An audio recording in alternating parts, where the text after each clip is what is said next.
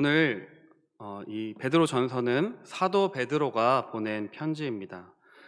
베드로전서 5장 12절의 말씀에 보시면 내가 신실한 형제로 아는 실로아노로 말미암아 너희에게 간단히 써서 권하고, 로마에 있는 이 사도 베드로가 이 실로아노라는 사람을 통하여 위탁하여 이 편지를 작성했습니다.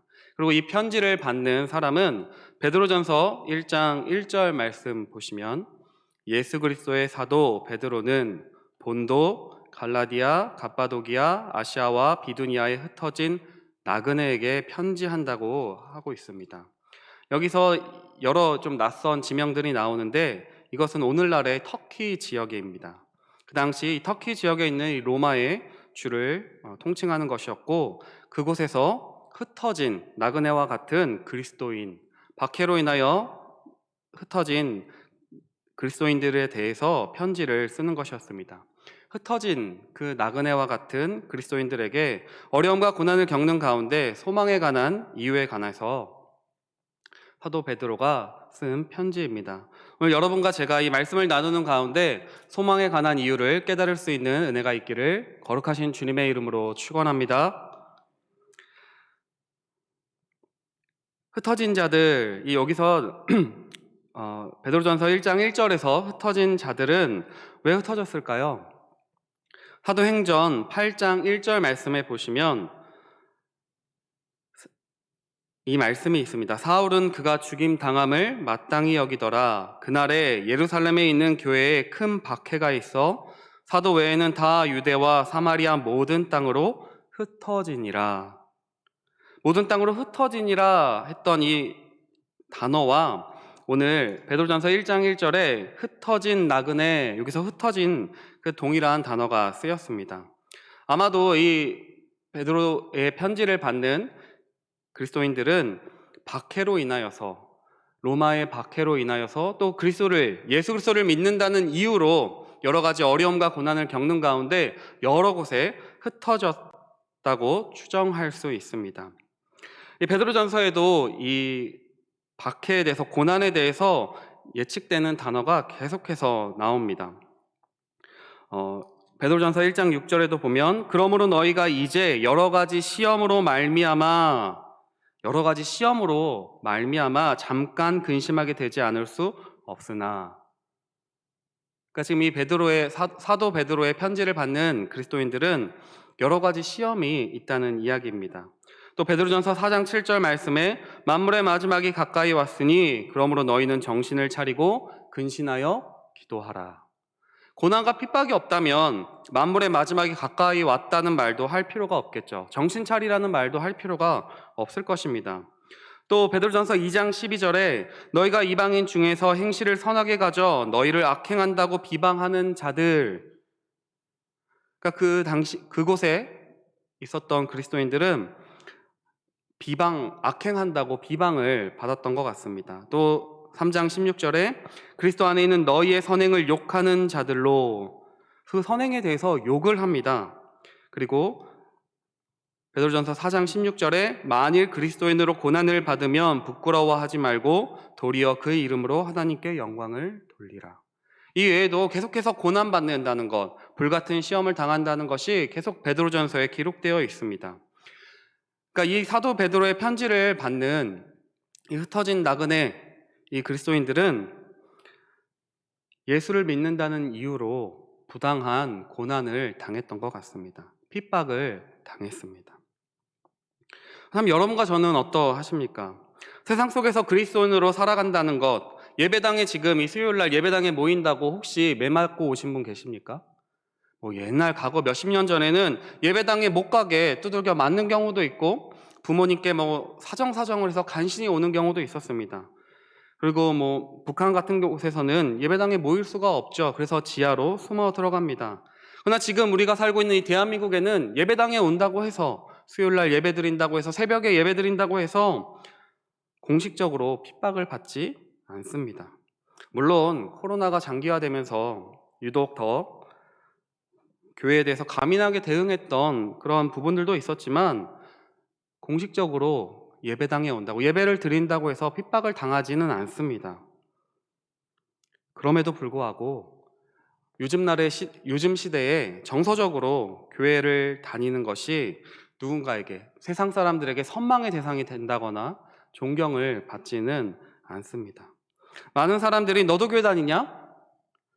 야, 교회 다녀도 다 똑같더라 라는 말로 그리스도인들의 위선적인 모습에 실망하고, 또 대한민국 같이 쉽게 트렌드가 바뀌는 곳에서는 온라인을 통해서 서로 막 비교하면서 예수를 믿는 것은 고리타분하거나 어리석은 사람들로 취급받기가 쉬운 시대를 여러분과 제가 살아가고 있습니다. 절대적인 가치를 잃어버린 세상 가운데서 그냥 각자의 소견에 옳은 대로 각자의 가치관을 가지고 살아가는 이 혼란스러운 세상 속에서 신앙을 지키며 살아간다는 것, 예수 믿으며 예수 믿는 사람답게 살아간다는 것은 우리에게 고난이고, 우리의 신앙은 흔들리고 유혹당하는 그런 삶을 여러분과 제가 살아가고 있습니다.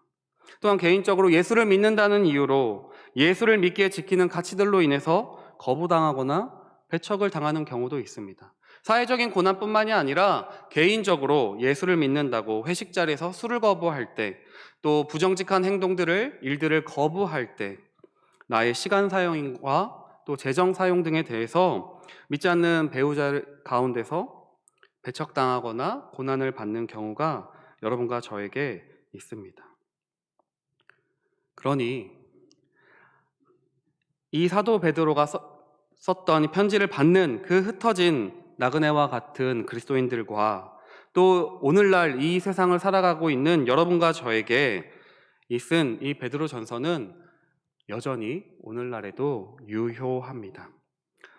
먼저 본문에서 여러분과 제가 고난의 문제에 대해서 생각해 보기를 원합니다. 우리 14절 말씀 보시면, 그러나 의를 위하여 고난을 받으면 복 있는 자니라고 이야기를 합니다. 사도 베드로는 그러나 의를 위하여 고난을 받으면 복 있는 자라고 이야기를 합니다. 고난의 문제에 대해서, 여러분과 제가 겪고 있는 고난의 문제에 대해서, 예수를 믿을 때 겪게 되는 고난에 대해서 여러분 이상하게 여기시면 안 됩니다. 고난 받는 것이 당연합니다. 신앙에는 당연히 고난이 있습니다. 하나님의 백성은 이 땅 가운데서 소수이기 때문에 하나님의 통치를 받고 살아가고 있기 때문에, 이 세상을 살아가지만 하나님의 통치를 받고 살아가기 때문에 분명히 걸림돌이 있기 마련입니다. 그래서 베드로전서 4장 12절에 이렇게 이야기합니다. 사랑하는 자들아, 너희를 연단하려고 오는 불시험을 이상한 일 당하는 것 같이 이상히 여기지 말고. 13절에 오히려 너희가 그리스도의 고난에 참여하는 것으로 즐거워하라. 또 14절에 너희가 그리스도의 이름으로 치욕을 당하면 복 있는 자로다. 베드로뿐만 아니라 사도 바울도 이야기합니다. 로마서 8장 17절 하반절에 우리가 그와 함께 영광을 받기 위하여 고난도 함께 받아야 할 것이니라 라고 말하고 있습니다. 여러분과 저는 고난 받고 계십니까? 예수를 믿는다는 이유로 고난 받고 계십니까? 아니면 그냥 우리의 삶이 너무나 편안하세요? 그냥 내 주변에는 다 예수 믿는 사람들이고 다 교회 안에서만 생활하기 때문에, 아니 이제 적당히 세상에서는 세상의 가치관에 순응하며 적당히 타협하면서 살아가고 교회 안에서는 믿는 사람처럼 살아가기 때문에 아무런 거리낌이 없으십니까? 여러분과 제가 고난받고 있지 않다면, 예수를 믿는다는 이유로 핍박받고 있지 않다면 우리가 너무 세상과 구별 없는 삶을 살고 있기 때문일지도 모릅니다. 물론 여러분과 제가 누군가의 신앙의 걸림돌이 되어서는 안 됩니다. 그러나 세상과 달라서 외면당하기보다는 우리의 모습이 세상 사람들과 똑같기 때문에, 세상 사람들보다 더 이기적이고 세상의 가치관을 쫓고 있기 때문에 여러분과 제가 배척당하고 있는 것은 아니십니까? 여러분과 제가 삶을 부정하거나 삶과 동떨어진 신앙을 가져서는 안 될 것입니다. 그러나 그렇다고 해서 세상에 동화되어서는 안 됩니다. 여러분과 제가 세상 가운데서 믿는 사람답게 살아가지 않을 때 우리는 세상의 가치관에 동화된 것입니다. 그러니 구별이 없죠.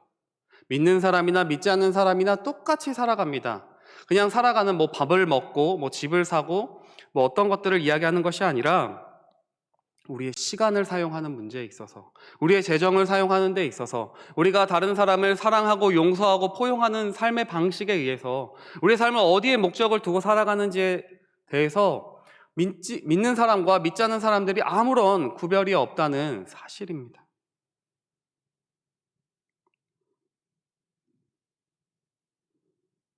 외국에 가면 우리나라에도 소수가 있긴 하지만 아미시 공동체라는 그런 작은 분파가 있습니다. 그 분파는 현대 문명을 거부하고 18세기의 모습을 유지하고 살아갑니다. 현대 문명, 핸드폰이나 자동차들을 거의 이용하지 않습니다. 마차, 여전히 농업을 지으며 자신만의 가치관에 따라서, 신앙관에 따라서 자신의 삶의 방식을 고수합니다. 그렇게 살라는 것은 아니지만 여러분과 제가 하나님을 믿고 살아간다면 정말로 내가 믿고 있는 것이 세상의 방식인지 하나님이 원하시는 방식인지는 여러분과 제가 분별해야 됩니다.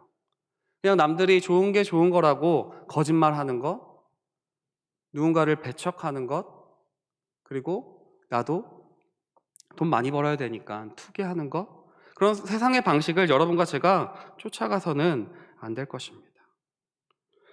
여러분과 제가 생각해야 될 것은 내가 신앙 때문에, 예수님 때문에 박해받고 있는가, 아니면 나의 무례함, 아니면 하나님을 믿지 않는 사람들과 똑같은 삶의 방식 때문에 내가 해야 할 일을 하지 않은 채, 넉넉하게 베풀지 않은 채 그냥 나 믿는 사람이라고, 믿는 사람일처럼 교회를만 신경 쓰는 모습이기 때문에 배척당하고 있는 것은 아닌지 여러분과 제가 생각해 보셔야 합니다. 꼭 그런 사람 있잖아요.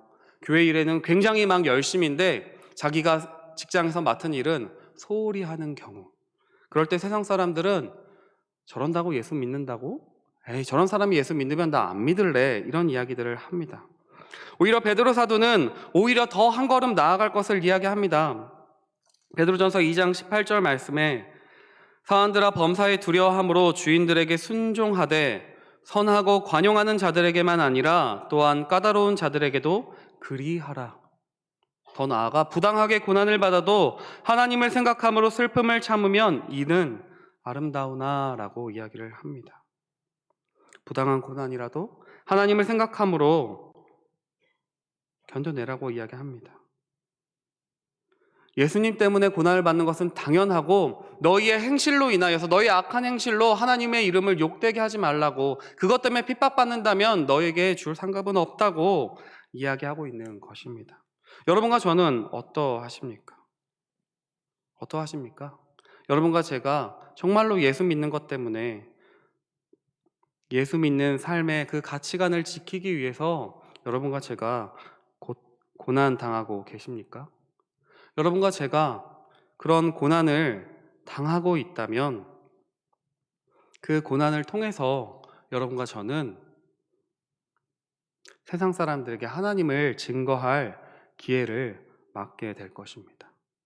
그러나 반대로 여러분과 제가 우리의 무례함 때문에, 우리가 세상 사람들과 똑같이 살아가는 삶의 모습 때문에 고난을 당하고 있다면 우리의 행실은 오히려 믿지 않는 사람들에게 걸림돌이 될 것입니다. 여러분과 저는 오히려 잠언 16장 7절의 말씀처럼 사람의 행위가 여호와를 기쁘시게 하면 그 사람의 원수라도 그와 더불어 화목하게 하시느니라, 이것이 여러분과 저의 모습이 되어야 할 것입니다. 여러분과 저에게 고난은 당연합니다. 예수를 제대로 믿고 있다면 세상 사람들에게 너는 왜 굳이 그렇게 살아야 돼? 왜 굳이 그렇게 남들이 알아주지 않아도 그런 정직하게 살아가? 왜 그렇게 남을 배려해? 그렇게 사람들에게 궁금증을 일으키게 될 것입니다. 불편을 감수하게 될 것입니다. 그것이 여러분과 저의 모습이어야 되지 않겠습니까? 주를 위하여 고난받는 여러분과 제가 되기를 바랍니다. 예수를 제대로 믿고 살아간다면 힘이 드는 게 당연합니다. 예전에 대중가수였던 강산의 씨가 이렇게 노래했죠. 흐르는 강물을 거슬러 오르는 연어들처럼. 그 노래 가사처럼 그냥 미물인 연어들도 그 흐르는 강물을 거슬러 올라가기 위해서는 힘이 드는 게 당연합니다. 그렇다면 예수를 이 세상 가운데서, 이 세상의 거대한 흐름 가운데서 예수 믿고 살아가는데 왜 그런 거침이 없겠습니까? 왜 어려움이 없겠습니까? 예수를 제대로 믿는다면 이 세상에서 살아가는 것은 결코 쉽지 않습니다. 여러분과 저에게 예수 믿는다면 나에게 있는 고난과 핍박이 있다는 것을 분명히 기억하시고, 당연히 있다는 사실을 기억하시고, 그 부당한 고난 속에서도 너끈히 감당하시기를 거룩하신 주님의 이름으로 축원합니다. 베드로 사도는 너희가 당하는 고난은 당연하다, 아니 필요하다, 잠깐이다. 더 나아가서 너희가 당하는 고난은 예수님을 증거하는 기회가 된다고 이야기합니다. 그래서 15절 말씀에 이렇게 말합니다. 우리 15절 말씀 같이 한번 읽겠습니다. 베드로전서 3장 15절 말씀 함께 읽겠습니다. 시작. 너희 마음에 그리스도를 주로 삼아 거룩하게 하고 너희 속에 있는 소망에 관한 이유를 묻는 자에게는 대답할 것을 항상 준비하되 온유와 두려움으로 하고. 아멘. 여러분과 제가 고난을 당할 때 예수님을 증거하는 기회가 됩니다. 왜냐하면 고난을 당하게 될 때 나의 소망은 무엇인지 자신을 돌아볼 기회가 되기 때문입니다. 여러분과 제가 세상 가운데서 개인적으로든 사회적으로 고난을 받을 때 그것을 어떻게 대응하는지에 따라서 세상 사람들이 여러분과 저를 주목하고 있기 때문입니다. 똑같은 고난을 당해도 예수를 믿는 자와 믿지 않는 자는 다릅니다. 3장 15절 말씀처럼 마음에 그리스도를 주로 삼아, 마음속에 그리스도를 주님으로 삼은 사람은 예수를 믿기 때문에, 예수를 나의 주인 삼았기 때문에 그가 고난 가운데서 대응하는 방식이 다릅니다. 왜 다르죠? 믿는 것이 다르기 때문입니다. 소망의 이유, 소망의 근거가 다르기 때문입니다. 성경에서 이 소망을 이렇게 이야기합니다. 가장 좋은 일에 대한 기대. 또 로마서 15장 13절에는 이렇게 말합니다. 소망의 하나님이 모든 기쁨과 평강을 믿음 안에서 너희에게 충만하게 하사 성령의 능력으로 소망이 넘치게 하시기를 원하노라. 아멘. 단순히 소망한다는 것은 내가 바라는 것, 기대하는 것, 갈망하는 것, 이것을 넘어서서 하나님 안에서 내 삶의 주인 되시는 하나님을 의지하기 때문에, 신뢰하기 때문에 소망을 품는다고 성경은 이야기합니다. 그래서 우리의 소망은 살아있는 소망입니다. 반드시 이루어지기 때문입니다. 여러분과 제가 믿는 그 예수님이 죽어 계시는 하나님이 아니라 살아계신 하나님이기 때문에, 영원하신 하나님이기 때문에 우리의 소망은 영원합니다. 우리의 소망은 살아있습니다. 죽음을 이기신 그 부활 생명을 가진 소망이기 때문입니다. 그 사도 베드로가 베드로전서를 시작하면서 1장 3절에 이렇게 이야기합니다. 우리를 거듭나게 하사 사는 소망이 있게 하시며 썩지 않고 더럽지 않고 쇠하지 아니하는 유업을 있게 하시니 곧 너희를 위하여 하늘에 간직하신 것이라. 아멘. 우리의 소망은 살아있습니다. 예수를 믿게 될 때, 부활하신 예수를 믿고 그 예수님께서 모든 만물을 다스리신다는 사실을 믿게 될 때, 그 예수가 다시 오셔서 심판하신다는 것을 믿게 될 때, 이 땅에서의 삶이 전부가 아니라고 우리가 알 때 여러분과 저는 소망을 품을 수 있습니다. 고난 가운데서도 소망을 품을 수 있습니다. 그냥 잠시 잠깐 지나가는 소망이 아니라 영원한 소망을 품을 수 있게 되는 것입니다. 그래서 사도 바울은 빌립보서 3장 18절에 이렇게 이야기합니다. 우리의 시민권은 하늘에 있다고 이야기합니다. 우리의 시민권은 하늘에 있다. 주시는 이가 확실하다. 그 하나님 나라를 주시며 예수 그리스도의 죽으심과 부활, 그 주되심, 성령의 임재를 통해서 확증된 소망이 우리에게 있다고. 그러니 너희가 그 소망을 품은 자라고 이야기하고 있습니다. 사랑하는 성도 여러분, 여러분과 저의 소망은 누구이십니까? 예수 그리스도라고 고백하십니까? 아멘 소리가 없는 것 같아요. 여러분과 저의 소망은 누구이십니까? 예수 그리스도이십니까? 네, 우리의 소망은 예수 그리스도이십니다. 예수가 내 삶의 주인이십니다. 누군가 여러분과 제게 너의 삶의 소망은 무엇이냐고, 소망의 근거는 누구냐고 묻는다면 예수 그리스도라고 담대히 말하실 수 있기를 거룩하신 주님의 이름으로 축원합니다. 네, 말씀을 준비하면서 여기서 딱 걸리더라고요. 입술로는 내 삶의 소망, 고난 가운데서도 내가 소망을 품을 수 있는 이유는, 미래를 기대할 수 있는 이유는 예수님이라고 입술로는 이야기를 합니다. 아니, 머리로도 알겠습니다. 예수가 나의 소망이시죠. 살아있는 산 소망이라는 사실을 알고 있습니다. 그런데 정말로 내가 진짜 품는 소망은 예수님이 맞으십니까? 우리의 문제는 우리가 흔들린다는 것입니다. 우리가 고난을 당하게 될 때 이 세상 가운데서 정말로 예수님이 소망일까 두려워하고 흔들립니다. 오늘 본문 14절 말씀에 그들이 두려워하는 것을 두려워하지 말며, 또 다른 번역본에는 그냥 단순히 두려워하는 것이 아니라 그들의 핍박을 두려워하지 말라고 표현합니다. 또 근심하지 말라, 이 단어는 헬라어 타라소라고 하는데요, 움직이다, 요동하다, 마음이 나뉘다는 뜻을 가지고 있습니다. 그럼 이렇게 해석할 수 있죠. 너희가 고난을 받는데 그들이 핍박하는 것을 두려워하지 말고, 두려움이 있다는 거죠. 고난 당할 때 두려움이 있죠. 내가 가진 소중한 것들을 잃어버릴까 봐 두렵죠. 또 마음이 요동칩니다. 마음이 나뉘게 됩니다. 여러분, 예수 믿는다고 어려움을 당하게 되면, 멀쩡히 다니던 직장을 만약에 빼앗긴다면, 아니 돈을 잃어버리게 된다면, 내가 친하게 지냈던 사람들과 관계가 끊겨버린다면 우리의 마음이 흔들리지 않겠습니까? 고난을 당하게 되면, 예배당에 올 때 사회적인 불이익을 여러분과 제가 당해야 한다면, 매를 맞아야 한다면 두렵지 않겠습니까? 마음이 흔들리지 않겠습니까? 고난 속에서 유혹을 받아 흔들립니다. 마음이 요동칩니다. 여러분과 제게 이것이 사라지면 두려울 것, 그것이 바로 여러분의 소망입니다. 그것이 내가 진짜 의지하는 것입니다. 그렇다면 여러분과 제가 품고 있는 진짜 소망은 무엇입니까? 입술로는 예수라고 말을 하지만 혹시 재물이 풍족한 것은 아니십니까? 돈이 많으면 우리의 미래가 보장되는 것 같지 않아요? 돈을 싫어하는 분은 아무도 없을 것 같습니다. 저도 돈이 많았으면 좋겠습니다. 돈이 많으면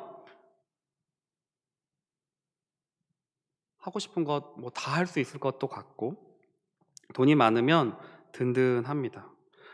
지금은 괜찮은데, 지금은 아직은 그래도 젊어서 뭐라도 뭐 택배 알바도 할 수 있을 것 같고, 뭐든지 다 할 수 있을 것 같은데, 만약에 나이가 들어서 힘이 빠지고 할 일이 없을 때 내가 돈이 없으면 어떡하지? 그런 두려움도 종종 찾아오곤 합니다. 여러분은 어떠세요? 재물을 좀 많이 쌓아두셨어요? 그 재물이 여러분과 저의 소망 되십니까? 제가 예전에 군 생활을 할지 이 사역의 길로 들어설지 고민할 때 몇 번 말씀드렸던 것 같은데, 연금이 제일 고민되었습니다. 그렇죠. 많은 군인들이 연금 때문에 군 생활을 하게 되는 것 같더라고요. 근데 그때 저에게 들었던 생각이 있었습니다. 내가 이 연금이 아니라면 이 군인의 일을 계속 하게 될까? 연금 없으면 안 할 것 같더라고요. 대부분의 직업 군인이 국가에 대한 충성으로 일한다는 것 같지만, 미래에 몇십 년 뒤에 연금을 바라보며 노년의 편안한 생활을 바라보며 군 생활을 견뎌내는 것을 보았습니다. 물론 몇 프로는 정말 국가에 대한 충성심으로 하시는 군인들도 계시지만, 만약에 그분들도 연금이 사라진다면, 그 돈이 사라진다면 빨리 전역하고 나오시는 분들도 많지 않을까 생각이 됩니다. 근데 성경은 이야기합니다. 마태복음 6장 19절에 너희를 위하여 보물을 땅에 쌓아두지 말라, 하늘에 쌓아두라고 이야기를 합니다. 너희 재물이 너희의 온전한 영원한 소망이 되지 못한다고 이야기합니다. 왜냐하면 이 땅에 쌓아두는 그 재물은 좀이나 동록이 해하며 도둑이 구멍을 뚫기 때문이라고 이야기합니다. 돈은 우리에게 소망을 주고 자유하게 하는 것 같지만, 그 돈 때문에 여러분과 제가 자유하지 못합니다. 하기 싫은 일도 돈 때문에 할 때가 있고요. 돈에 매이게 됩니다. 돈 때문에 우리의 신앙과 양심을 팔아버리는 경우도 얼마나 많은지요. 돈이 많으면 좋을 것 같지만 돈 때문에 우리의 삶이 비참해지는 경우도 물론 많습니다. 이 재물로 생명을 연장할 수 있지만 영원을 살 수 없습니다. 재물로 누군가의 환심을 살 수는 있지만 진정한 사랑을 살 수는 없습니다. 잠언 11장 4절에 이렇게 이야기합니다. 재물은 진노하시는 날에 무익하나 공의는 죽음에서 건지시느니라. 돈이 많았으면 좋겠는데 그 재물도 우리의 영원한 소망이 되어주지 못합니다. 그렇다면 직장이나 학벌은 어떠합니까? 여러분, 학벌이 뛰어나면, 아니 명예가 있으면, 내가 어떤 높은 지위가 있으면 그것이 우리의 영원한 소망이 되겠습니까? 아니죠. 사무엘상 2장 6절에 이렇게 말합니다. 여호와는 죽이기도 하시며 살리시기도 하고 거기에서 올리기도 하시는 도다. 여호와는 가난하게도 하시고 부하게도 하시며 낮추기도 하시고 높이기도 하시는 도다. 아멘. 우리가 지금 가지고 있는 지위가 아무리 높다고 한들 그것이 영원하리란 보장이 없습니다. 하나님이 낮추시면 아무리 높은 지위에 있는 사람도 하루아침에 바닥으로 치게 됩니다. 아무리 바닥을 치던 사람도 하나님이 높여주시면 하나님이 높은 지위에 쓰십니다. 요셉도 그러하지 않았습니까? 하루아침에 감옥에 있던 신세에서 제2인자가 되기도 합니다. 모든 것이 하나님께 달려 있습니다. 그렇다면 우리의 건강이 우리의 소망이 되겠습니까? 아프면 두렵죠. 우리 육체가 아플 때 우리는 두렵습니다. 죽음 때문에 두렵고 또 나의 이 건강 때문에 이 건강을 잃어버려서 내 마음대로 움직이지 못하면 어떡하지? 나이가 들면 우리 대부분이 치아 건강 때문에 임플란트도 하시고 뭐 틀니 이런 것도 많이 하시잖아요. 치아가 아파서 내가 마음대로 먹고 싶은 것도 마음대로 먹지 못한다면, 또 기관지가 안 좋아서 숨을 쉬기가 어려우신 성도님들, 삶의 낙도 먹는 것도 다 잃어버린다면 그 건강한 것은 우리의 영원한 소망이 되어주지 못합니다. 그러나 성경은 이야기합니다. 생명이 누구의 손에 있는가? 하나님의 손에 있다고 말합니다. 욥기 1장 21절에 주신 이도 여호와 거두신 이도 여호와시오니라고 이야기합니다. 시편 37편 23절에 여호와께서 사람의 걸음을 정하시고 그의 길을 기뻐하시나니 그는 넘어지나 아주 엎드러지지 아니함은 여호와께서 그의 손으로 붙드심이로다라고 이야기하고 있습니다. 너의 건강한 것이 너의 영원한 소망이 되지 못한다. 이 건강한 것은 언제든지 잃어버릴 수도 있다. 건강을 잃었다고 소망이 없어지는 것도 아니다. 왜냐하면 넘어지나 아주 엎드러지지 않고 하나님께서 붙들고 계시다고 이야기하고 있기 때문입니다. 하나만 더 해볼까요? 자녀가 여러분의 소망이 되십니까? 고대 사회에서 자녀가 없다는 것은 소망이 없다는 건 미래가 없다는 표현이었습니다. 그러나 하나님께서는 아브라함에게 이삭을 주셨고 이삭에게 야곱과 이스마엘을 주셨습니다. 그러나 그 자녀도 영원한 소망이 되어주지는 못합니다. 하나님이 없으면 그 자녀도 영원한 소망이 되어주지 않습니다. 옛날엔 그랬던 것 같아요. 자녀들이 많으면 밥 안 먹어도 배부르다, 그런 이야기들을 많이 합니다. 그러나 오늘날에 살펴보면 자녀의 유무가 정말로 소망이 되어주지는 않습니다. 흔히 엄친아라고 하죠. 그들은 나의 의지할 자녀일 수도 있지만 또 어떤 자녀들은 짐이 되기도 하고 부모에게 여전히 숙제가 되는 경우도 보게 됩니다. 자녀는 나의 삶을 온전히 의지할 이가 못 됩니다. 누군가에게는 소망이 되기도 하지만 누군가에게는 짐이 되고 숙제가 되기도 합니다.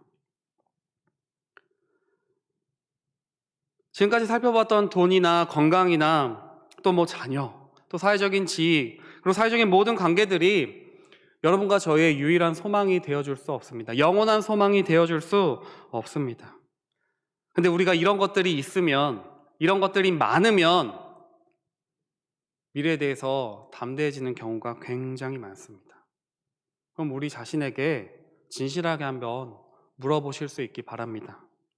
돈이 없어도, 사회적인 지위가 없어도, 나의 육체가 상하더라도, 자녀가 없더라도, 아니 내가 주변에 친한 사람들과의 관계가 끊어져도 정말 예수만이 나의 소망이라고 여러분 말하실 수 있겠습니까? 세상 사람들은 여러분과 저에게 소망을 발견하고 싶어 합니다. 고난 속에서도 어떻게 정말로 소망을 품고 살아갈 수 있는지 궁금해 합니다. 그러나 여러분과 저는 하나님을 모르는 사람들과 똑같이 살아가고 있지는 않으십니까? 정말로 믿지 않는 자들과 무엇이 다르십니까? 여러분과 저의 삶 가운데 혹시 고난이 찾아오셨다면, 개인적인 삶 가운데 고난이 찾아오셨다면 여러분이 정말로 의지하는 것이 무엇인지, 여러분이 정말로 믿고 있는 소망이 무엇인지 테스트하는 시간이 될 것입니다. 그 고난 가운데서 예수 믿는 것 때문에 받는 고난 때문에 여러분의 삶의 자리에 찾아온 것이 재정적인 문제이든 육체적인 문제이든 자녀에 대한 문제이든 여러분 삶 가운데 찾아오신 그 고난 가운데 어떻게 반응하며 살아가고 있는지 여러분이 보고 계시고 여러분의 주변 사람들이 보고 있을 것입니다. 사도 베드로는 이렇게 이야기합니다. 너희 속에 있는 소망에 관한 이유를 묻는 자에게는 대답할 것을 항상 준비하되. 준비하는데 잠깐 준비하는 것이 아니라 항상 준비하라고 이야기합니다.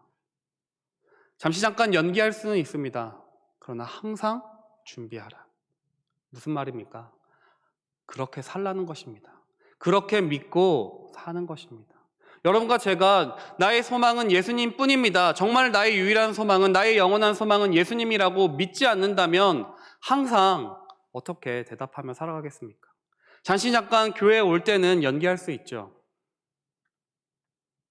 그러나 내 가정에, 나의 배우자나 나의 자녀들에게, 또 하나님과 나만 아는 그 시간 속에서는 나의 소망이 예수님이라고, 예수님 뿐이라고 여러분과 제가 점검해 보셔야 할 것입니다.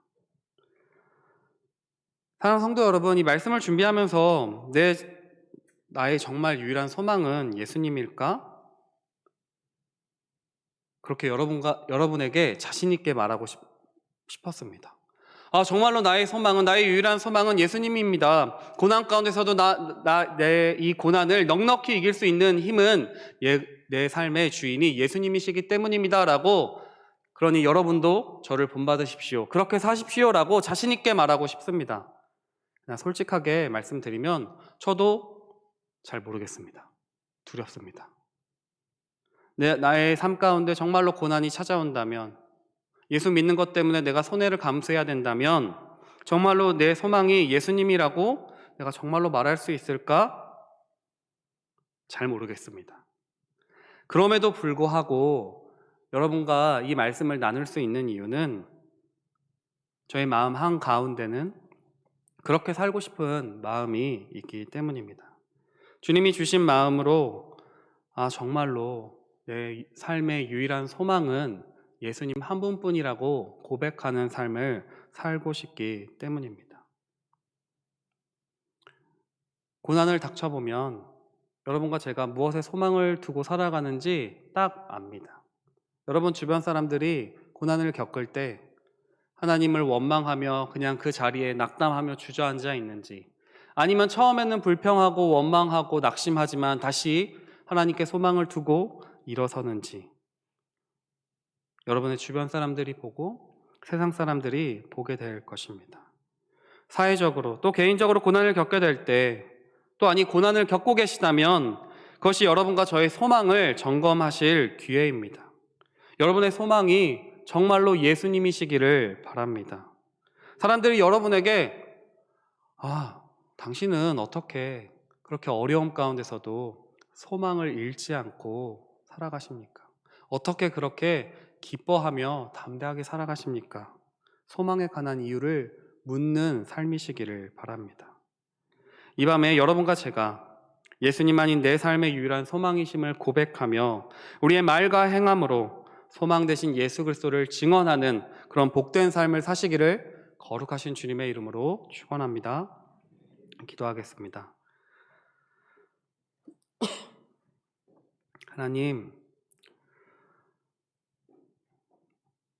우리 삶 가운데 고난이 찾아오게 될 때 내가 정말로 예수 믿는 사람이 맞는지 의심하게 되고, 또 내가 정말로 예수를 믿고 있는지 또 생각해 보게 됩니다.